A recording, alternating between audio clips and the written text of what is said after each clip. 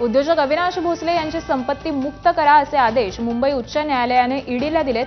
2021 मध्ये राजेश बजाज यांच्या तक्रारीवरून अविनाश भोसले यांच्या संपत्तीवर कारवाई करण्यात आली होती। या प्रकरणी उद्योजक अविनाश भोसले यांची पुण्याची संपत्ती ही मुक्त करण्याचे आदेश मुंबईच्या उच्च न्यायालयाने दिले। नाशिकमध्ये गणेशोत्सवाच्या बैठकीत गोंधळ झाला। हिंदू जनजागृती समितीच्या महिला बोलत असताना गोंधळ झाल्याचं पाहायला मिळालं। गणेश मंडळ पत्ते खेळतात, दारू पितात असा हिंदू जनजागृती समितीच्या महिलेनं आरोप केल्यानंतर हा गोंधळ उडाला। महिला बोलत असतानाच गणेश मंडळांच्या पदाधिकाऱ्यांनी रोखलं, तर गणेश मंडळांच्या पदाधिकाऱ्यांनी हा मुद्दा खोडून काढलाय। नाशिकमध्ये गणेशोत्सवातील शेवटचे 5 दिवस विशेष मुभा देण्यात आली आहे। आता गणेशोत्सवामध्ये शेवटचे 5 दिवस रात्री 12 वाजेपर्यंत देखावे सुरू ठेवता येणार आहेत। याआधी रात्री 10 वाजताच देखावे बंद करण्याचा नियम होता। नाशिकचे जिल्हाधिकारी यांनी अधिकाराचा वापर करत गणेश मंडळांना ही मुभा दिली आहे। पिंपरी चिंचवड शहरात हुंड्याच्या छळामध्ये पुन्हा एकदा विवाहितेचा बळी गेलाय। दिव्या सूर्यवंशी असं 26 वर्षीय विवाहित महिलेचं नाव आहे। नवरा आणि सासरच्या कुटुंबियांच्या जाचाला कंटाळून दिव्यानं आत्महत्या केली आहे। वाकड पोलीस स्टेशन हद्दीतील उच्चभ्रू सोसायटीतील ही धक्कादायक घटना आहे। दिव्याच्या मृत्यूला कारणीभूत ठरलेल्या हर्षल आणि त्याच्या कुटुंबियांविरोधात कठोर कारवाई करण्याची मागणी ही मृत दिव्याच्या नातेवाईकांनी केली आहे। नाशिकच्या मालेगावमधील अवैध गर्भपात केंद्रावर पोलिसांनी धाड टाकली। सोयगाव भागातील एका बोगस डॉक्टराकडून अवैध गर्भपात सुरू होता। या प्रकरणी बोगस डॉक्टर 2 महिलांसह 4 संशयितांना पोलिसांनी ताब्यात घेतलंय, तर गर्भपात सुरू असलेल्या महिलेला पुढील उपचारासाठी शासकीय रुग्णालयात दाखल केलंय।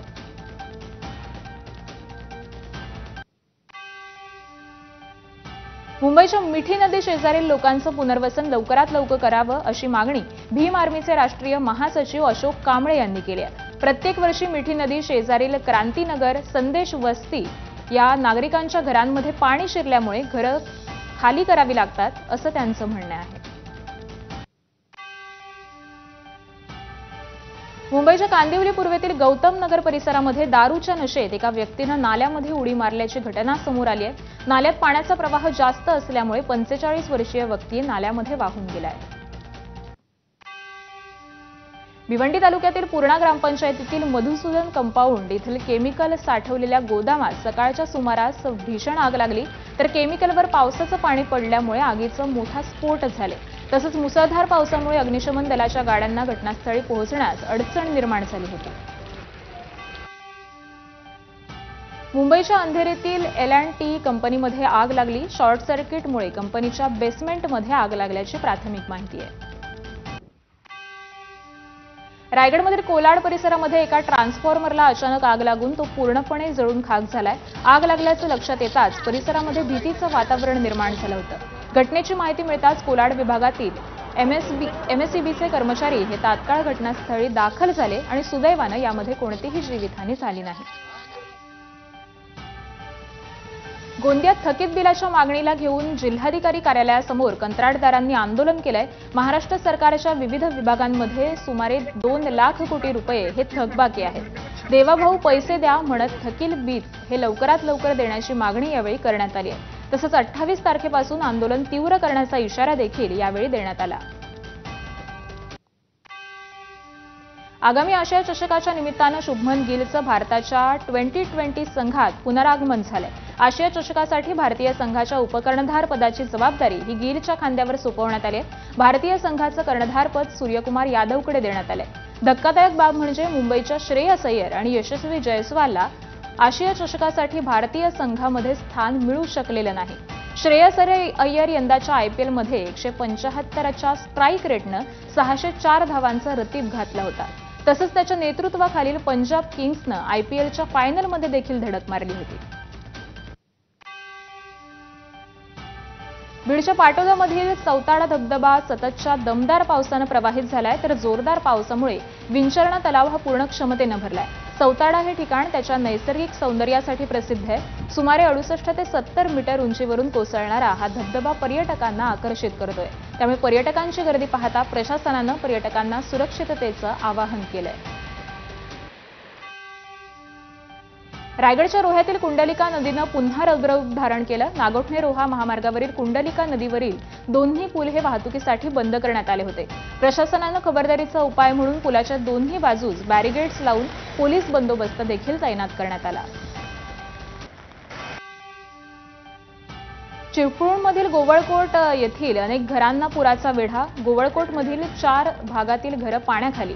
गोवळकोट येथील करंजेश्वर मंदिर याकडे जाणारा रस्ता देखील पाण्याखाली गेला.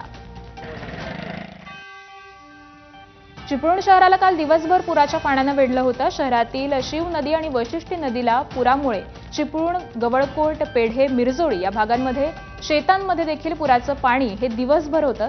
शहरातील पुराची ड्रोनच्या माध्यमातून चिपळूणमधील ओंकार भालेवर यांनी टिपलेली खास दृश्य.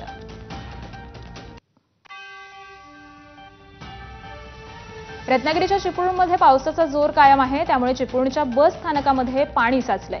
अनेक ठिकाणी पाणी भरल्यामुळे चिपळूणमधील ग्रामीण भागातील बस सेवा ह्या ठप्प झाल्या आहेत. खोपोलीमधील डोंगराळ भागामध्ये असलेल्या झेनिथ वॉटरफॉल इथं अडकलेल्या पर्यटकांना सुरक्षित रेस्क्यू करून बाहेर काढण्यात यश आलंय.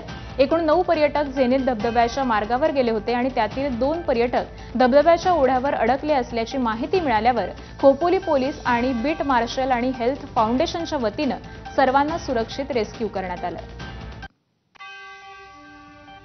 महाडमधील सावित्री नदीनं इशारा पातळी ओलांडली असून सध्या पाणी पातळी 6.30 मीटरवर पोहोचली आहे. प्रशासनानं नागरिकांना सतर्क राहण्याचं आवाहन केलंय. महाडमधील भोईघाट आणि मच्छी मार्केट परिसरामध्ये पाणी तुंबण्याची शक्यता आहे.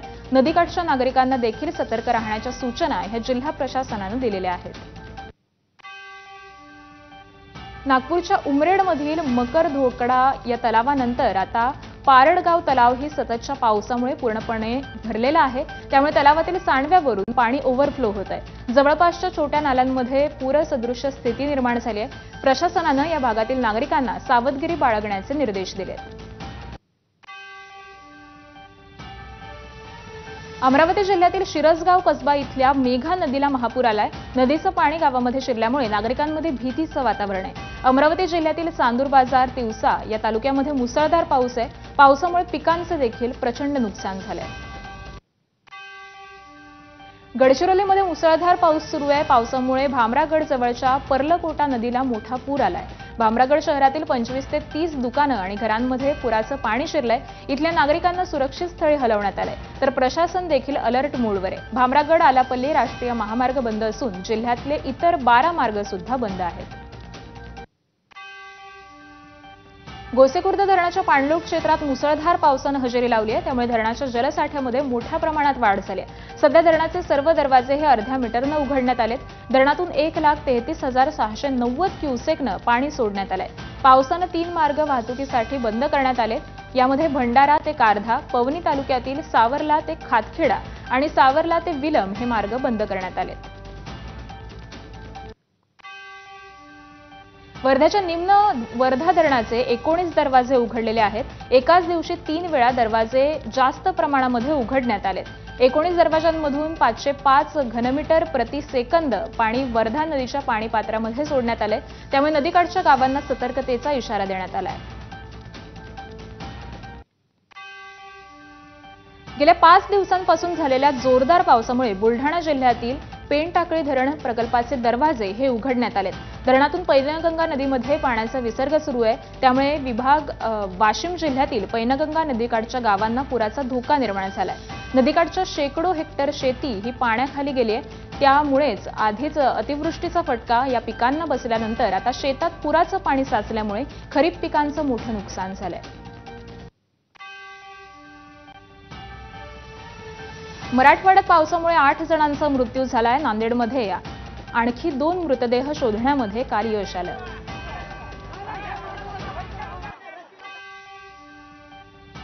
सतत सुरू असलेल्या पावसामुळे पैनगंगा नदीला पूर आलाय. पैनगंगा नदीच्या बॅकवॉटरमधून गंगापूर गावच्या शिवारामध्ये असलेल्या एका शेतातील झोपडीला पुरानं वेढा घेतलाय.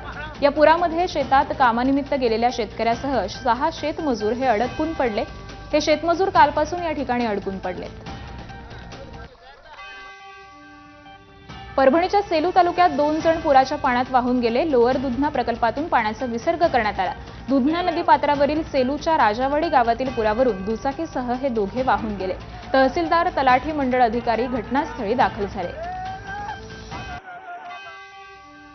अकोला जिल्ह्यात पावसामुळे शेतीचं मोठं नुकसान झालंय। 2 दिवसांमध्ये जिल्ह्यातील 59,289 हेक्टर क्षेत्रावरील पिकांचं नुकसान झाल्याचा प्राथमिक अहवाल हा जिल्हा प्रशासनानं सरकारला दिलाय।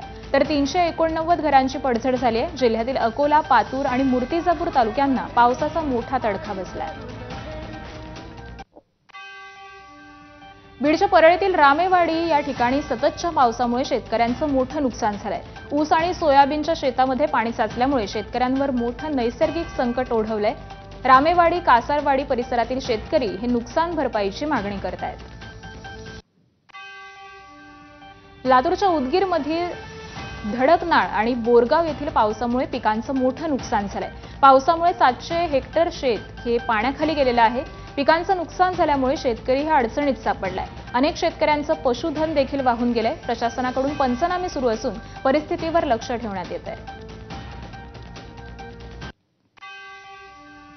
वाशिम जिल्ह्यात गेल्या 5 दिवसांपासून बरसत असलेल्या पावसाचा फटका टोमॅटो उत्पादक शेतकऱ्यांना बसलाय। पावसामुळे शेतामध्ये टोमॅटोचा खच पडलाय।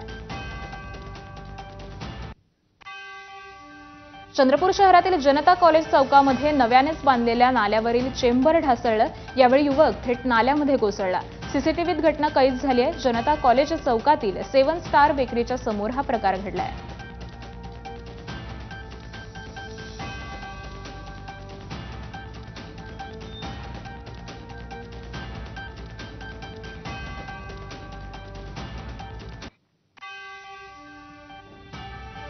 नांदेडच्या मुखेड मतदारसंघात भाजप आमदार तुषार राठोड हसनाळ गावामध्ये आल्यानंतर ग्रामस्थ आक्रमक झालेत। पावसामुळे प्रचंड नुकसान झालं असताना 24 तासांनंतर आमदार आल्यामुळे ग्रामस्थ आक्रमक झाले।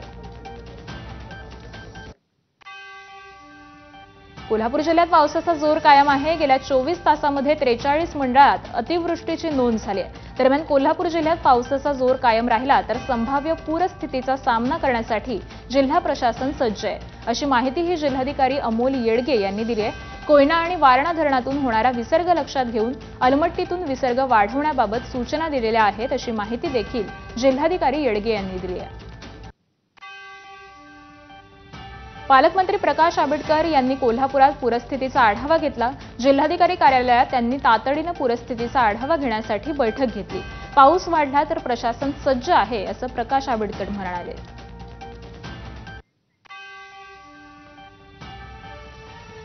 आणि आता काही बातम्या सविस्तरपणे पाहूयात। कोकणातल्या रत्नागिरी आणि सिंधुदुर्ग या दोन्ही जिल्ह्यात पावसाचा जोर आजही कायम राहिला। या दोन्ही जिल्ह्यांना पावसाचा रेड अलर्ट देण्यात आलाय। रत्नागिरी आणि तळकोकणातील सिंधुदुर्ग या जिल्ह्याला पावसाने जे धुमशान घातलंय त्याचाच आढावा घेणारा हा रिपोर्ट पाहूयात।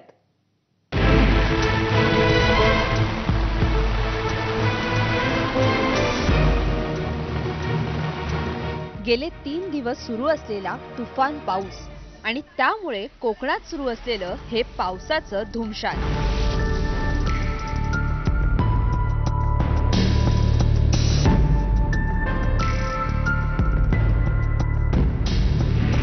रत्नागिरी जिल्ह्यात पावसाचा जोर मंगळवारीही कायम राहिला। त्यामुळे जिल्ह्यातील सर्वच नद्यांनी इशारा पातळी ओलांडली।